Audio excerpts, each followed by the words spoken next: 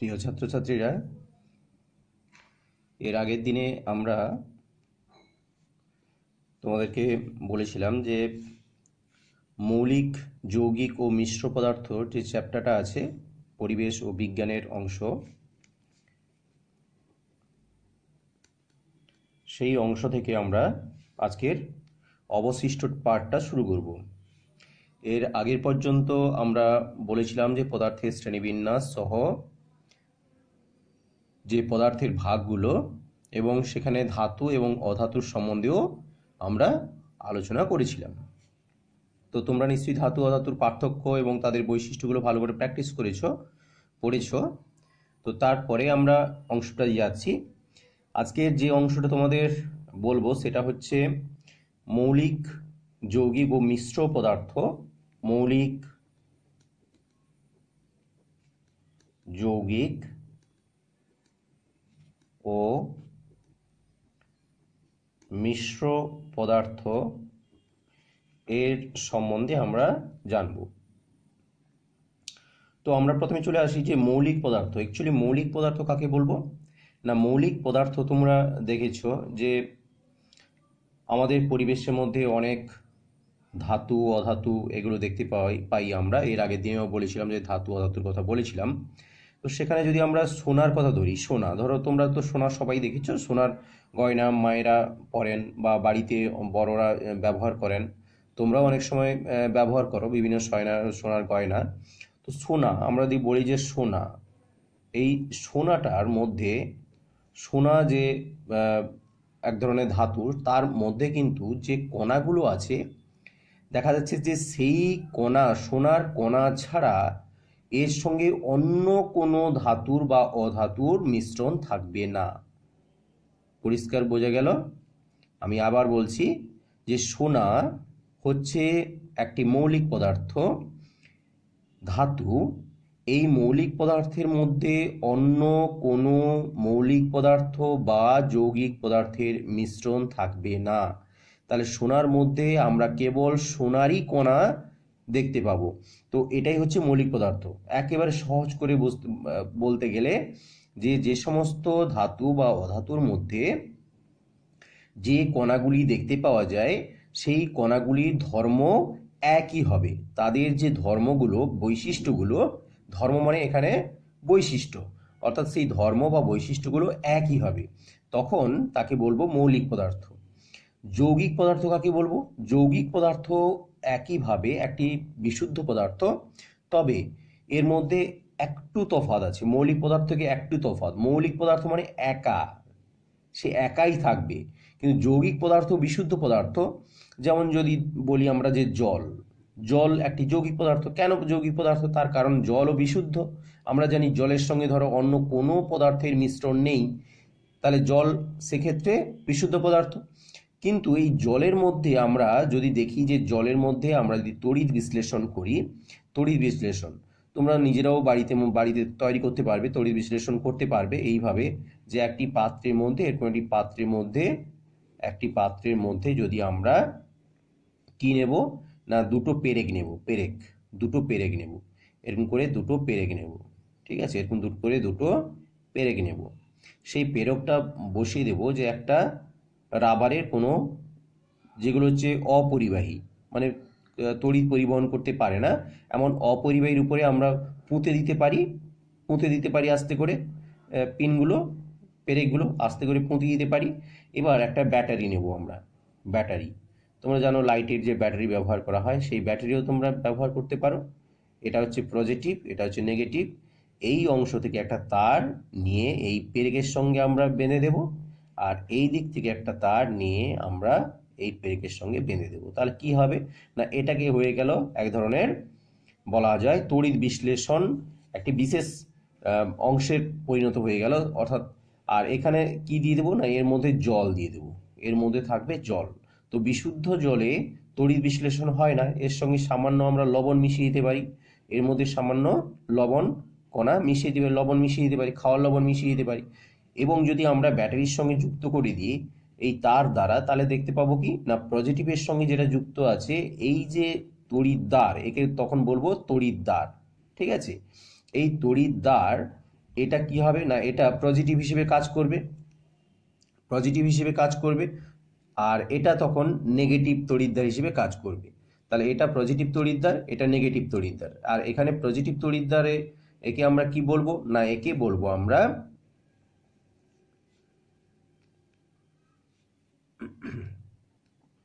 Anode, ঠিক আছে।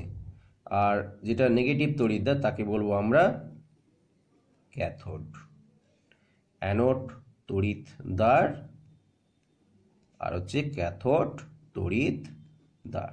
আমি এটা বললাম তার কারণ কি না, আমরা যৌগিক পদার্থ বলতে গিয়ে বা বোঝাতে গিয়ে বা বুঝতে গিয়ে আমাদেরকে এইটা ব্যবহার করতে হবে যে জলটা কেন যৌগিক বলছি, জলটা যৌগিক পদার্থ হওয়ার কারণ কি।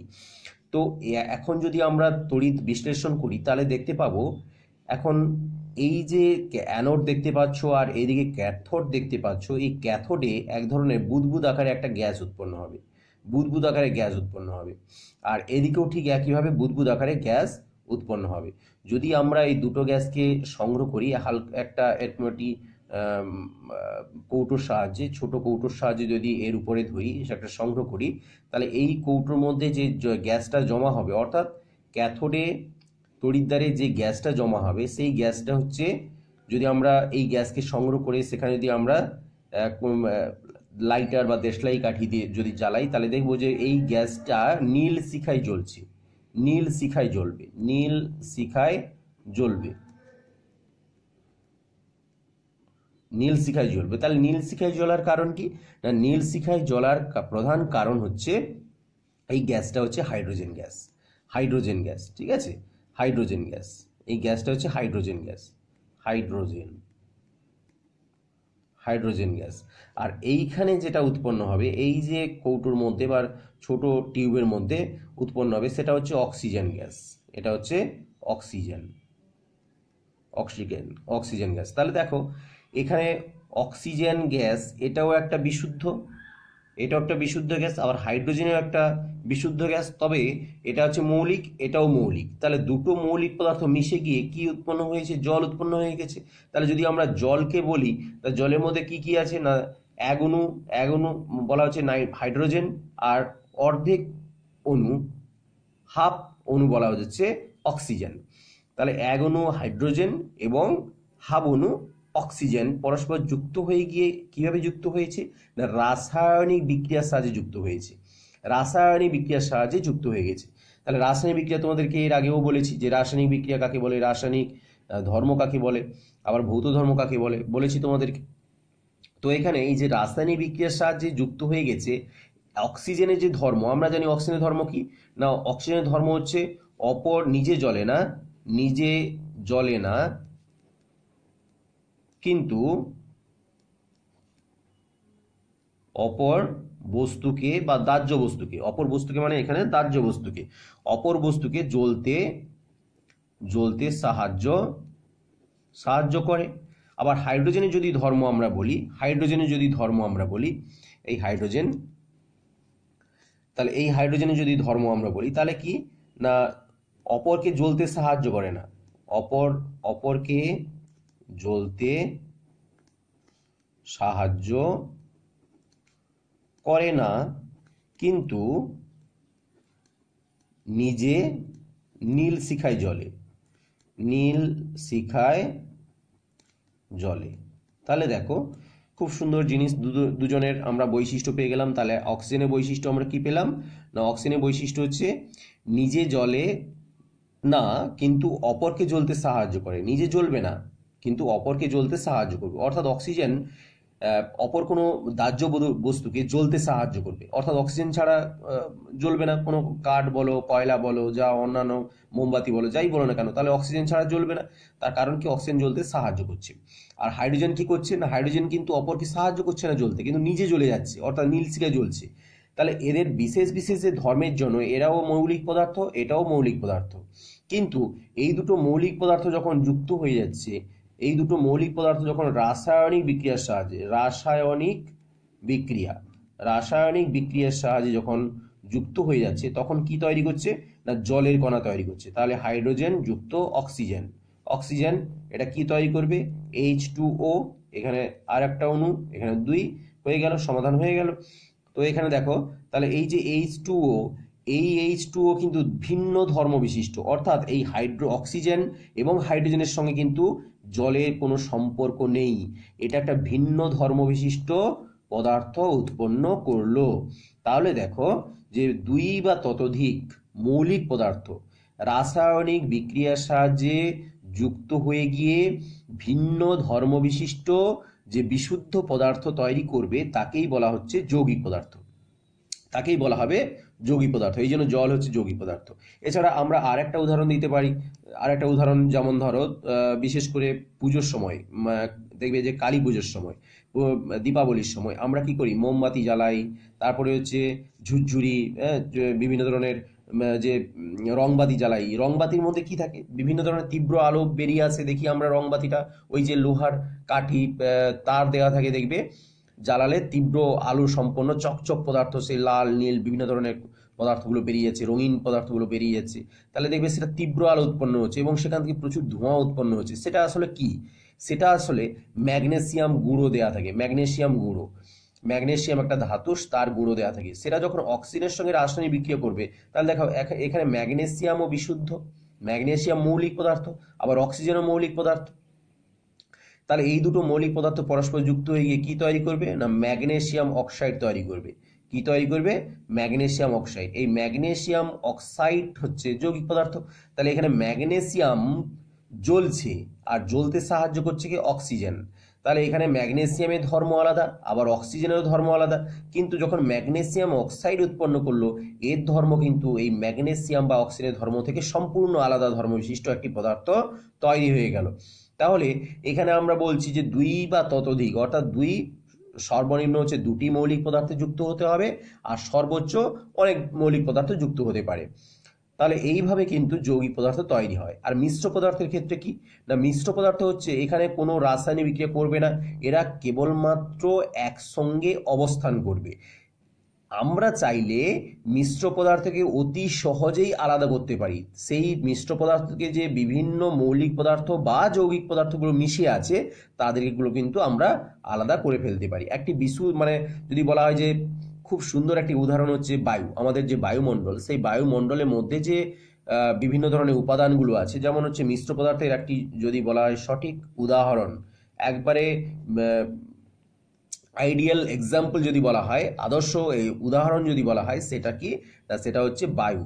ঠিক আছে, আমাদের যে পরিবেশের যে বায়ু, সেই বায়ু এর মধ্যে কি থাকে না, এর মধ্যে আছে অক্সিজেন আছে, এর মধ্যে অক্সিজেন আছে, এর মধ্যে কি আছে, নাইট্রোজেন আছে, নাইট্রোজেন আছে, এর মধ্যে কি আছে, কার্বন ডাই অক্সাইড আছে, কার্বন ডাই অক্সাইড আছে, ঠিক আছে, কার্বন ডাই অক্সাইড আছে।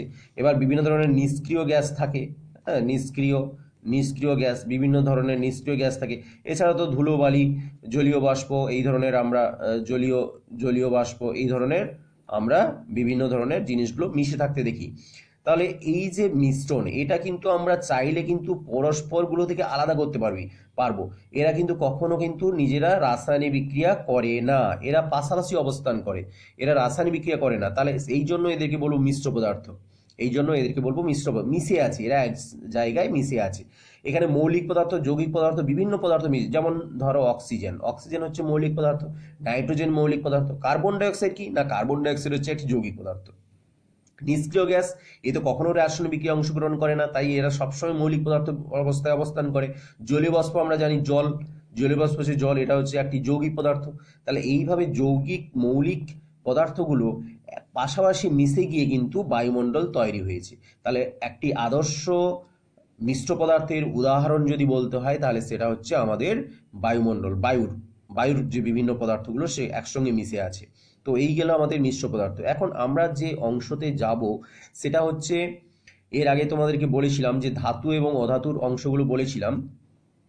তো সেইখানে ধাতু অধাতুর যে উপাদান অর্থাৎ মৌলিক পদার্থকে আমরা ভেঙে দিয়েছিলাম যে ধাতু এবং অধাতু। তাহলে সেই ধাতু এবং অধাতুর এতগুলো নাম, ধরো আমরা এখানে একটা জিনিস দেখছি, দেখো যেমন ধরো অক্সিজেন, এই অক্সিজেন বা এখানে যে লিখেছি আমরা, দেখো যেমন লিখেছি, দেখো যেমন অক্সিজেন লিখেছি, নাইট্রোজেন লিখেছি। তাহলে এত বড় কথাগুলো যদি আমাদেরকে লিখতে হয়, যেমন ধরো অক্সিজেন, XGEN, তাহলে অক্সিজেন এত বড় কথাটা লিখতে হচ্ছে। তারপরে ধরো হাইড্রোজেন, হাইড্রোজেন তাহলে এত বড় কথাটা লিখতে হচ্ছে। আবার ধরো নাইট্রোজেন, নাইট্রোজেন যদি আমরা লিখি তাহলে এত মানে এতগুলো লেটার দিয়ে লিখতে হচ্ছে আমাদেরকে। কিন্তু তাহলে কি কোনো উপায় নেই যে এদেরকে সংক্ষেপে বা ছোট করে লিখতে হবে? হ্যাঁ, উপায় আছে। সেই উপায়টা হচ্ছে চিহ্ন। তাকে বলা হচ্ছে চিহ্ন। অর্থাৎ কোনো মৌলিক পদার্থের নাম সংক্ষেপে প্রকাশ করার পদ্ধতিকে বলা হচ্ছে চিহ্ন। তাহলে এই যে অংশটাতে আমরা যাব সেটাকে আমরা বলছি চিহ্ন। তাহলে চিহ্ন কাকে বলবো? চিহ্ন, বা একে বলা হচ্ছে সিম্বল। একে বলা হচ্ছে সিম্বল বা চিহ্ন। তো চিহ্ন কাকে বলবো? এইভাবে কিন্তু আমাদের এই পৃথিবীতে যে মৌলিক পদার্থগুলো আছে বর্তমানে, তো আমি বলেছিলাম বর্তমানে হচ্ছে প্রায় 99খানা প্রাকৃতিক মৌল, আর কৃত্রিমভাবে আবিষ্কৃত হয়েছে অনেকগুলো মৌলিক পদার্থ। সেই পদার্থগুলো হচ্ছে প্রায় এখন বর্তমান যে সংখ্যা, সেই সংখ্যা হচ্ছে 118টি। 118টি মৌলিক পদার্থ বর্তমান খুঁজে পাওয়া গেছে। তো এখন সেই মৌলিক পদার্থের যে চিহ্নগুলো, সেই চিহ্নগুলো আমাদেরকে জানতে হবে। এখন কথা হচ্ছে সেই চিহ্নগুলো আমরা কিভাবে জানবো? ধরো অক্সিজেন বলেছি, তাহলে অক্সিজেনটা বা হাইড্রোজেন বলেছি, এত বড় নাম আমরা কি করে লিখব? তাহলে আমরা সংক্ষেপে লিখতে পারি। কিভাবে লিখতে পারি? না, অক্সিজেনকে আমরা ও দ্বারা প্রকাশ করতে পারি, হাইড্রোজেনকে আমরা এইচ দ্বারা প্রকাশ করতে পারি, নাইট্রোজেনকে আমরা এন দ্বারা প্রকাশ করতে পারি। তাহলে দেখো বিভিন্ন মৌলিক পদার্থের নাম এই যে সংক্ষেপে প্রকাশ করা হচ্ছে, এই সংক্ষেপে প্রকাশ করার পদ্ধতিকেই বলা হচ্ছে চিহ্ন। তাহলে চিহ্ন কাকে বলবো? না, চিহ্ন হচ্ছে কোনো মৌলিক পদার্থের নাম সংক্ষেপে প্রকাশ করার পদ্ধতিকেই বলা হচ্ছে চিহ্ন। এখন এই চিহ্ন পদ্ধতি নির্ণয় করা বা কিভাবে করব, সেটা কয়েকটা বিশেষ পদ্ধতি আছে। সেই পদ্ধতি কি? না, 1 নম্বর পদ্ধতি হচ্ছে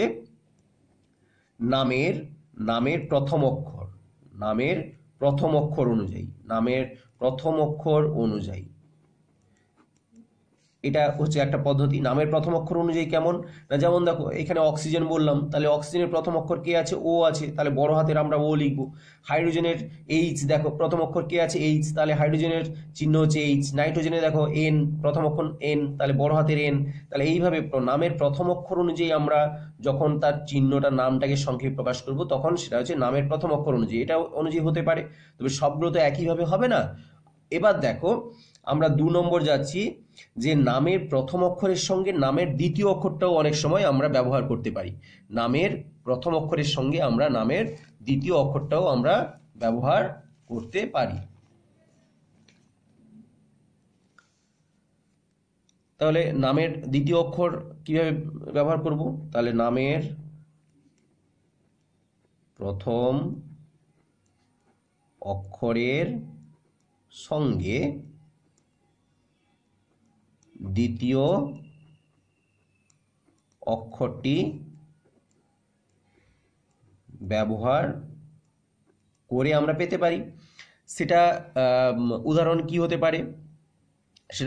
হতে পারে? যেমন ধরো আমরা একটা উদাহরণ দিচ্ছি, যে ধরো এখানে আর একটা উদাহরণ দিই নামের প্রথম অক্ষর অনুযায়ী। যেমন ধরো কার্বন, কার্বনের দেখো সি, এখানে দেখো কার্বনের সি, অর্থাৎ নামের প্রথম অক্ষর হয়ে যাচ্ছে।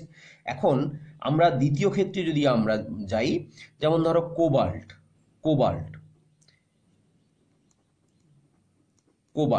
এই দেখো কোবাল্টে যদি আমরা প্রথম অক্ষর ধরি সি, তাহলে সিটা কিন্তু অ্যাকচুয়ালি কার আছে বলো তো? কার্বনের আছে। তাই আমরা কার্বনের তো একটা সি হলো, তাহলে কোবাল্টে নিশ্চয়ই সি হবে না।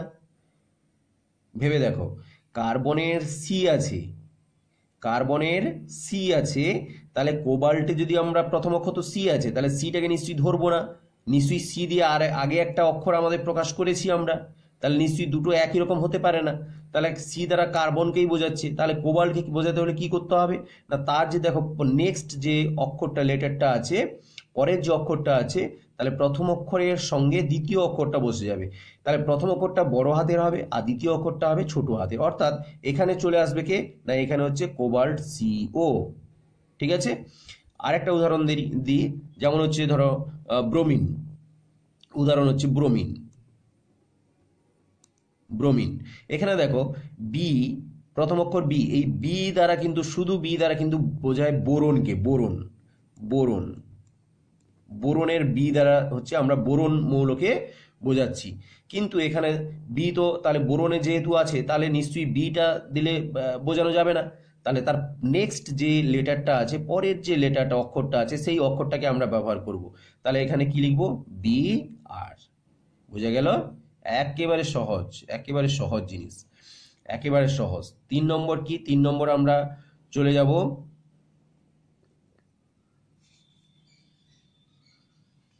3 নম্বরে চলে যাব।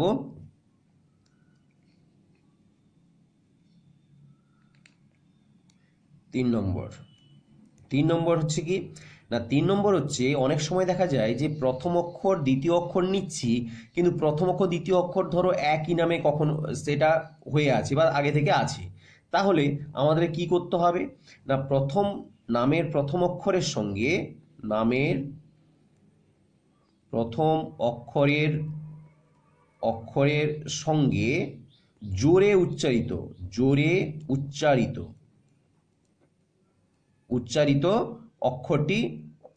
অক্ষরটি ব্যবহার করব। ঠিক আছে? ব্যবহার করে আমরা নামটা প্রকাশ করতে পারি। তাহলে নামের প্রথম অক্ষরের সঙ্গে জোরে উচ্চারিত অক্ষরটি আমরা ব্যবহার করে প্রকাশ করতে পারি। যেমন ধরো ক্লোরিন, CHLORINE, ক্লোরিন, ক্লো।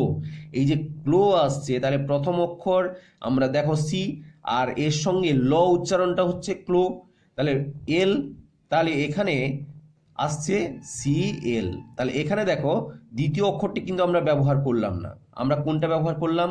আমরা কিন্তু এখানে কোনটা ব্যবহার করলাম না, এলটাকে ব্যবহার করলাম, এই এলটাকে ব্যবহার করলাম। তাহলে সিটা ব্যবহার করলাম, দ্বিতীয় অক্ষরটা না ব্যবহার করে। তাহলে প্রথম অক্ষরের সঙ্গে দ্বিতীয়টি, মানে দ্বিতীয় হতে পারে, তৃতীয় হতে পারে, চতুর্থ হতে পারে, তাহলে পরের যে অক্ষরটি জোরে উচ্চারিত হচ্ছে সেই অক্ষরটি নিয়ে আমরা তার চিহ্নটাকে আমরা প্রকাশ করব। যেমন দেখো ক্লোরিন, তাহলে সির সঙ্গে এলটা যোগ হচ্ছে, তাহলে ক্লোরিন। এবার আরো একটা উদাহরণ আমরা বলতে পারি, তেমন ধরো ম্যাগনেসিয়াম, MAG, ঠিক আছে, ম্যাগনেসিয়াম। তাহলে দেখো ম্যাগ মানে জি, গ উচ্চারণ হচ্ছে, জি আসছে, তাহলে MG, তাহলে এখানে হবে MG। তাহলে এটা হচ্ছে ম্যাগনেসিয়ামের চিহ্ন। তাহলে একেবারে সহজ, প্র্যাকটিস করতে হবে, একটু প্র্যাকটিস করলে হয়ে যাবে। এটা খুব ইম্পর্টেন্ট জিনিস, এটা না প্র্যাকটিস করলে পরবর্তী সময়ে যে বিভিন্ন ধরনের যৌগ তৈরি করব, রাসায়নিক বিক্রিয়া তৈরি করব, বিভিন্ন যৌগের সংকেত তৈরি করব, সেগুলো কিন্তু আমরা পারবো না। তাহলে খুব সিরিয়াসলি একটু মনোযোগ সহকারে তোমাদেরকে পড়তে হবে, বইটা দেখে সুন্দর করে পড়ে ফেলতে হবে। অনেক ধাতু এবং অধাতুর একটা লিস্ট দেয়া আছে, সেই লিস্ট ভালো করে প্র্যাকটিস করে ফেলতে হবে, মুখস্থ করে ফেলতে হবে, পড়ে ফেলতে হবে। তবে মুখস্থ তো সবসময় থাকবে না, আমাদেরকে এই অনুযায়ী আমাদেরকে মনে রাখতে হবে, নামগুলো এইভাবে মনে রাখতে হবে। এবার চলে যাই যে 4 নম্বরে একটা অংশ আছে। 4 নম্বর অংশটা কি না, 4 নম্বর হচ্ছে ল্যাটিন নাম অনুযায়ী, ল্যাটিন, ঠিক আছে, ল্যাটিন নাম কি না, ল্যাটিন শব্দ, ঠিক আছে, ল্যাটিন শব্দ এবং ল্যাটিন শব্দের ল্যাটিন নাম আছে। আমরা জানি যে এটা হচ্ছে এক ধরনের ল্যাটিন ভাষা, ল্যাটিন ভাষা বলা হয়, ইটালিক্স ল্যাটিন ভাষা। সেই ল্যাটিন ভাষার যে বিভিন্ন ধরনের নাম আছে, বিজ্ঞানের বিভিন্ন টার্মিনোলজি ব্যবহার করা এই ল্যাটিন শব্দ অনুযায়ী। তো ল্যাটিন নাম কোনো মৌলের কিন্তু ল্যাটিন নাম আছে, সেই ল্যাটিন নাম অনুযায়ী তাদের কিন্তু ব্যবহার করা হয়। ঠিক একইভাবে সেই ল্যাটিন নামের প্রথম অক্ষর নিতে পারি, ল্যাটিন নামের প্রথম অক্ষরের সঙ্গে দ্বিতীয় অক্ষর নিতে পারি, ল্যাটিন নামের প্রথম অক্ষরের সঙ্গে ঠিক উপরের যে আগে যে কটি আছে সেই কটি কিন্তু এই 4 নম্বরের সঙ্গে অ্যাপ্রোপ্রিয়েট হবে। অর্থাৎ ল্যাটিন নামের প্রথম অক্ষর নিতে পারি, ল্যাটিন নামের প্রথম অক্ষরের সঙ্গে দ্বিতীয় অক্ষরটাও নিতে পারি, ল্যাটিন নামের প্রথম অক্ষরের সঙ্গে জোরে উচ্চারিত অক্ষরটিও আমরা ব্যবহার করতে পারি। তাহলে এখানে কথা হচ্ছে ল্যাটিন নাম। যেমন কয়েকটা উদাহরণ তোমাদেরকে বলি, যেমন ধরো পটাশিয়াম, তাহলে পটাশিয়ামের অ্যাকচুয়ালি আমাদের হওয়ার কথা ছিল কি, পটাশিয়াম, বানান তোমরা বুঝতেই পারছো, পটাশিয়াম, কিন্তু পটাশিয়ামের ল্যাটিন নাম হচ্ছে ক্যালিয়াম, ক্যালিয়াম। এই ক্যালিয়ামের উচ্চারণ দেখো প্রথম অক্ষর কে আছে, তাই এর পটাশিয়ামের চিহ্ন হচ্ছে ক্যালিয়াম। কিন্তু পটাশিয়ামে তো পি উচ্চারণ হচ্ছে, প্রথমে তো পি আসছে, তাহলে পি দিয়ে তো হতে পারতো না, পি দিয়ে হচ্ছে ফসফরাস, আবার পিটি দিয়ে প্লাটিনাম, বিভিন্ন ধরনের আছে। তাহলে এখানে আমরা বলছি যে ক্যালিয়াম কথাটা আসবে, এটা হচ্ছে ল্যাটিন নাম ক্যালিয়াম, তাই এর উচ্চারণটা হচ্ছে কে। আবার ধরো ন্যাট্রিয়াম, নাট্রিয়াম বলা হয়, নাট্রিয়াম, NATRIUM, নাট্রিয়াম। এখানে দেখো নাট্রিয়াম মানে প্রথম অক্ষরের সঙ্গে দ্বিতীয় অক্ষরটি আসবে, তাহলে এখানে হবে NA, এখানে কি হবে NA, নাট্রিয়াম। বুঝতেই পারছো, একেবারে সহজ, একটু মনোযোগ দিয়ে পড়লেই তোমরা পারবে, সবাই পারবে। তারপরে দেখো কিউপ্রাম, কিউপ্রাম, CUPRUM, কিউপ্রাম। এখানে দেখো কিউপ্রাম মানে হচ্ছে তামা, কপার। তাহলে আমরা তো এমনি COPPER কপার বলে লিখতে পারতাম, তাহলে কেন কিউপ্রাম লিখবো? এটা হচ্ছে ল্যাটিন নাম। তাহলে আমার সিইউ এখানে আসছে, তাহলে CU কপার, কপার মানে তামা। ঠিক একইভাবে ফেরাম হচ্ছে লোহা, FE আমরা প্রকাশ করতে পারি। তারপরে হচ্ছে বলা হচ্ছে অরাম, অরাম, AURUM, অরাম, অরামের AU, এটা হচ্ছে সোনা, সোনা। আবার বলছি যে সিলভার, সিলভার মানে রূপো, এখানে তো সিলভার SILVER, সিলভার হিসেবে ব্যবহার করতে পারতাম আমরা, কিন্তু না, আমরা কি ব্যবহার করেছি? আমরা আর্জেন্টাম, ARGENTUM, আর্জেন্টাম। এই আর্জেন্টাম কথাটা আমরা ল্যাটিন শব্দ, ল্যাটিন নাম, এই আর্জেন্টামের AG প্রকাশ করেছি, এজিটা হচ্ছে রূপো, রূপোর চিহ্ন। তাহলে এইভাবে আমরা বিভিন্ন ধরনের চিহ্ন আমরা ব্যবহার করতে পারি। তো তোমরা এইটা ভালো করে দেখবে, এটা ভালো করে পড়বে, আর বই থেকে যে চিহ্নগুলো আছে সেই চিহ্নগুলো ভালো করে পড়ে নেবে। সেই চিহ্নগুলো কিন্তু আমি পরের দিনে তোমাদের কাছ থেকে পড়া নেব, জিজ্ঞাসা করব। ঠিক আছে? Thank you.